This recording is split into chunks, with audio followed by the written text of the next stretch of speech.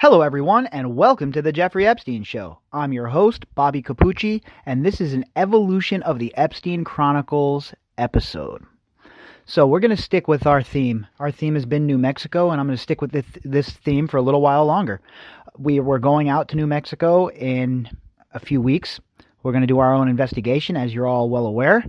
And leading into that, I'm going to read some more stories during these evolution episodes about New Mexico. That way we have some context, some background. We know some of the players. We know some of the rumors. We know some of the innuendo, etc., etc.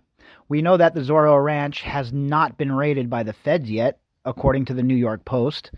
We know that there has not been any calls or complaints to the New Mexico Sheriff's Office, according to the article we read yesterday. So there's a lot of questions that need to be answered that surround the Zorro Ranch in New Mexico. And it's not as glamorous or as glitzy for some of these reporters, I guess, because it's in the middle of the desert, middle of nowhere, basically, New Mexico. Certainly not one of the coast hubs. So I think it's kind of been forgotten about and pushed to the background. I'm going to change that. I'm going to head down there. I'm going to ask some questions, and we're going to see what we see, right? Who knows? I mean, I can't promise results, obviously, but I have a few promising leads, a few sources that have been developed and I've been talking with. So when I get down there, at least I'll have some locals to chat with a little bit, get an idea of the surroundings, get an idea of who was coming and going at the Zorro Ranch out in Stanley. You know, certain things that need to be addressed that these articles, and while I applaud their, scratching the surface, sometimes you need to do more than scratch the surface, right? Sometimes you got to dig deep in. You got to dig your nails in real deep and pull and see what comes up. And that's what's lacking in the story from the American media. They haven't done the correct kind of journalism. They haven't done what this story deserves. This story deserves the full Monty, right? This story doesn't deserve ABC all of a sudden as an afterthought, a 6-part podcast. Really, a 6-part podcast?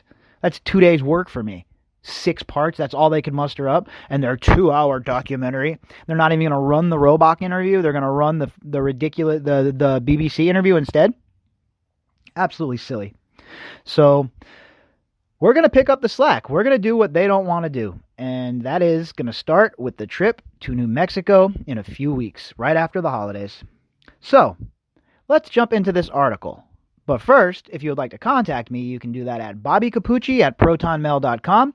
That's BOBBYCAPUCCI@protonmail.com. The article is from the Las Cruces Sun News. Author, Steve Terrell.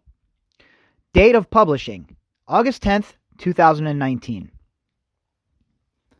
A woman who says convicted sex offender Jeffrey Epstein kept her as a teenage victim claims in a sworn deposition that a woman who served as the New York financier's procurer directed her to have sex with Bill Richardson while he was the governor of New Mexico.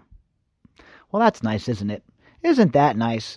Because that's what normal people have their name attached to. Normal people, have their name attached to men who are pedophiles or child molesters or human traffickers, because that's the upper crust of the world, right? So I guess if you're going to hobnob with those people, I guess that's who you're rubbing elbows with. Pretty much what this is proving, this whole entire journey we've been on.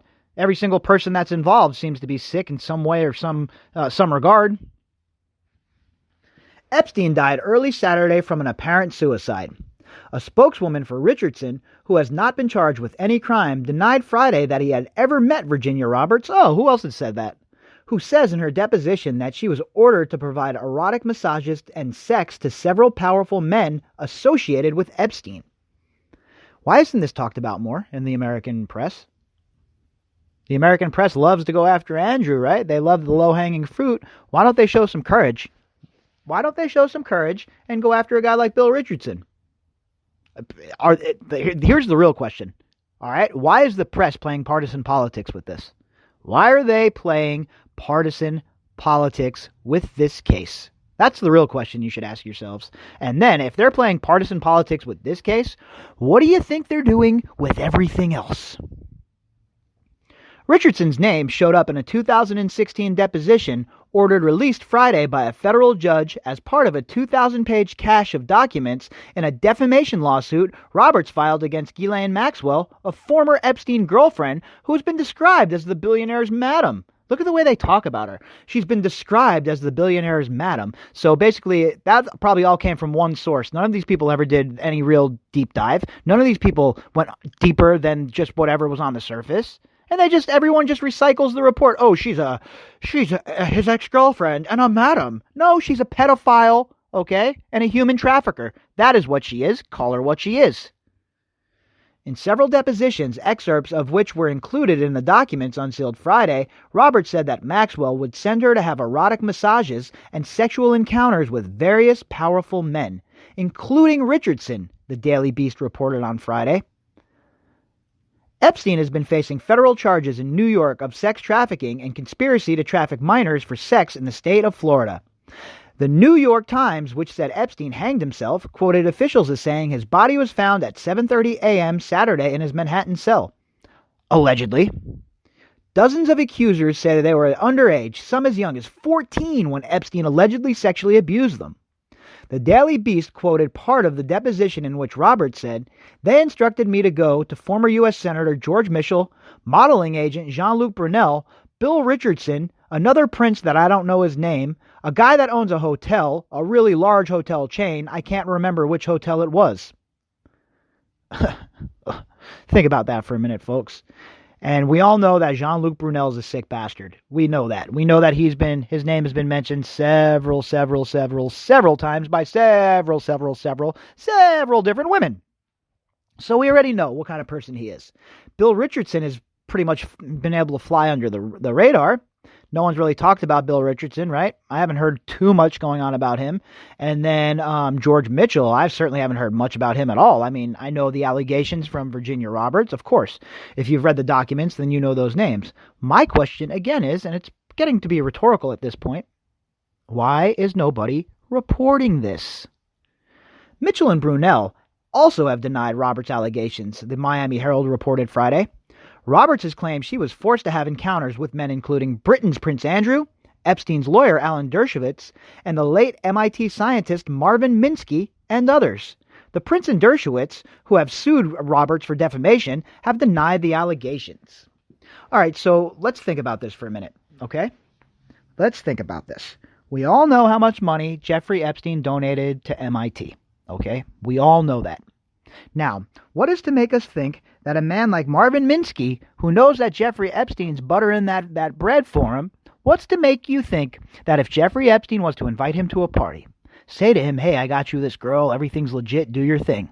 Minsky goes into the room with Virginia Roberts, they do whatever they do, and now when Minsky comes out, he is owned by Jeffrey Epstein. Now Jeffrey Epstein has access not only to his circle, Minsky's circle, but he has access to whatever projects Minsky happens to be working on.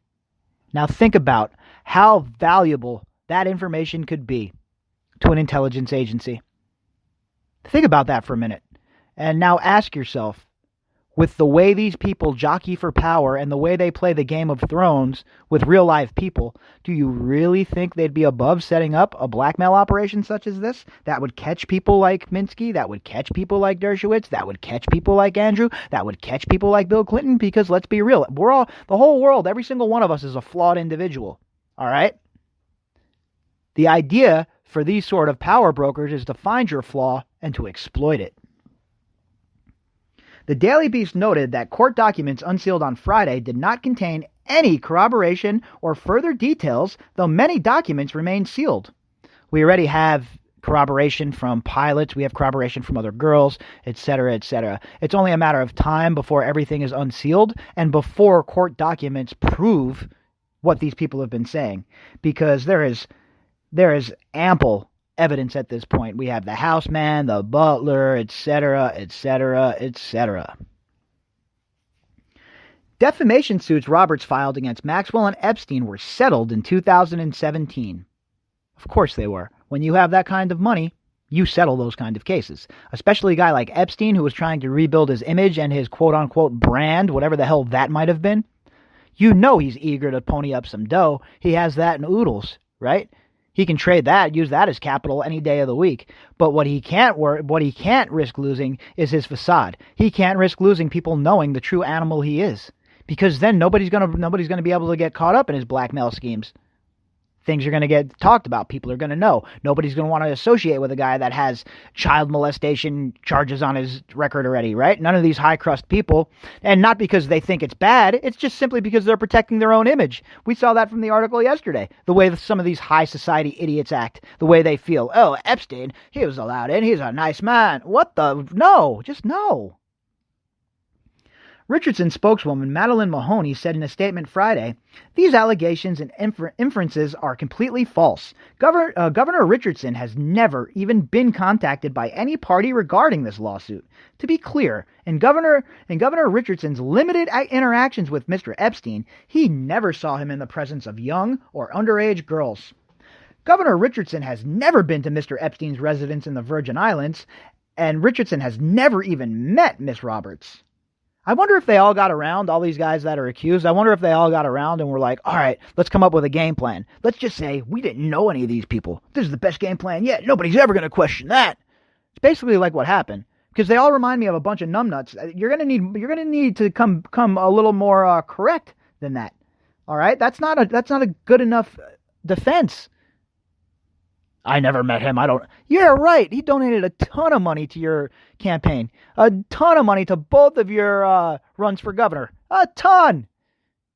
And you don't know him? He never had any time with you? You guys never had no FaceTime? Okay.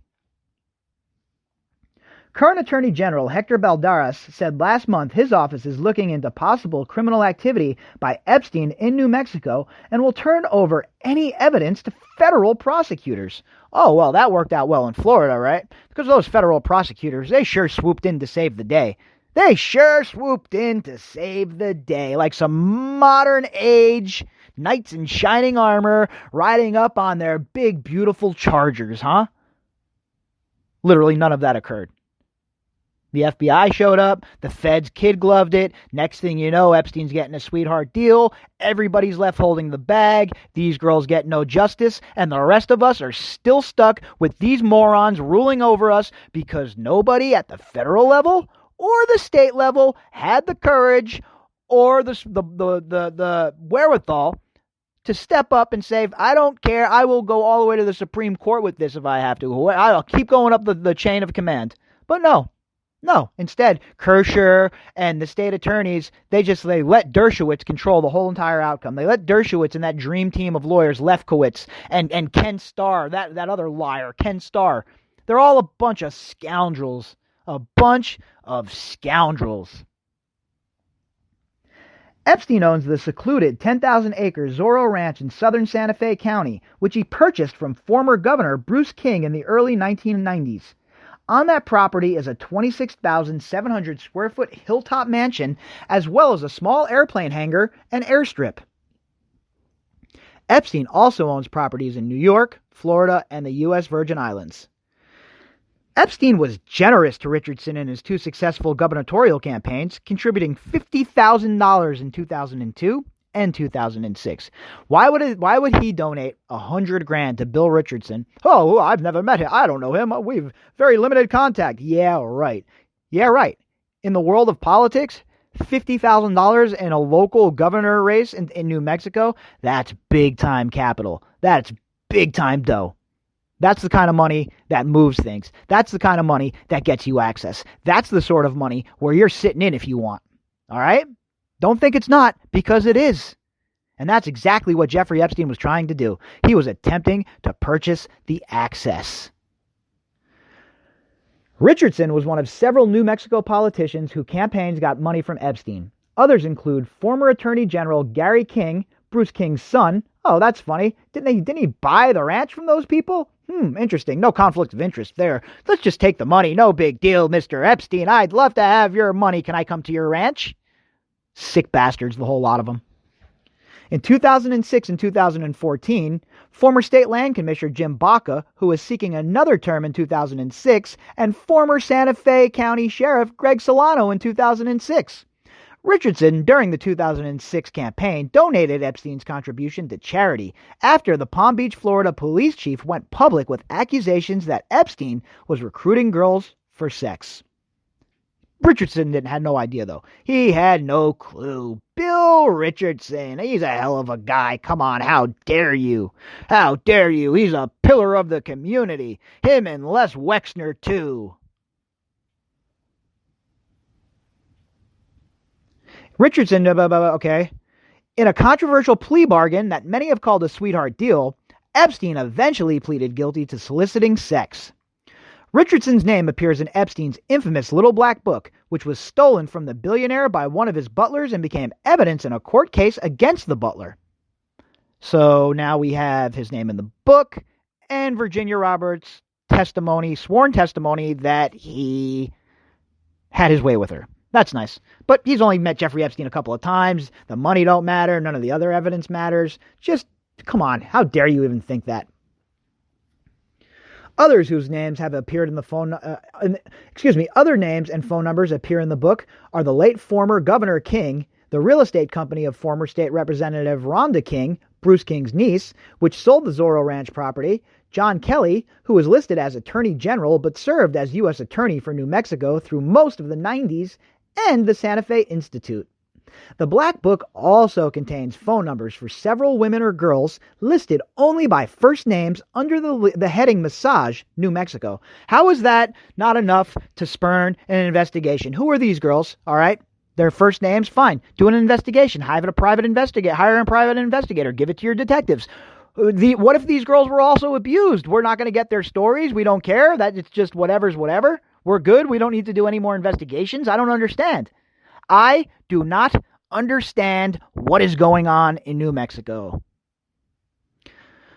Last month, the New York Times reported Epstein had confided to scientists and others about a scheme to seed the human race with his DNA by impregnating women at the Zorro Ranch. Well, isn't that nice? Wouldn't that be a fantastic time for those women, huh? I'm sure that every one of those women would surely enjoy their time with this sicko and his house of horrors in the middle of New Mexico, right? I'm sure these girls would love it. And if you think it was just Virginia Roberts, you're wrong. You are wrong, okay? Jeffrey Epstein had his own disgusting proclivities, and he is... Not only was it girls like Virginia Roberts that he was running through the blackmail operation, he was doing it for his own gratification. And when I say that, I mean the girls that he was running in Palm Beach, the schoolgirls that were coming in and out, giving him massages for a couple of $100 and more if they progressively let him do stuff to them. But this just shows you what is going on in New Mexico. Are there other girls like that? Was this happening in New Mexico too? I mean, it's out of the public eye. If you're going to be a sick bastard, this might be the perfect place to do it. All right, you're in the middle of nowhere. You got all this property, all of this land, 10,000 acres providing you with a natural buffer. And, of course, you have the two most important things. A, you have influence. And B, you have the money. You have fazuls. You have those racks. You can do what you want, right? And especially in your own mind. Jeffrey Epstein never been busted for anything in his life. That was a slap on the wrist. He knew he can get away with that. I'll call my handlers again. I'll get a whole wing of the prison. Let me flex on you real quick. But now that he's dead and the cards are starting to fall and there's still no movement in New Mexico, it makes me wonder just how corrupt the place really is. And I hope that this, the Attorney General and the new sheriff and everybody who's saying that they're being proactive in this case truly are. And I hope they're building a case. It takes time to do that. That's understood. But something better come of it, because there is so much there. I don't even understand how the place hasn't been raided or subject to way more scrutiny. So a few more weeks, folks. A few more weeks. Hopefully we'll get a little bit a few of our questions answered, perhaps. I'm sure we won't get the whole story again, but you know how I feel about context. The more context we can add, the better off we are. And we're going to do some world building, right? We're going to head down there. We're going to see what's what. We're going to go and see what the deal is. All right? We're going to go and find out what the damn deal is.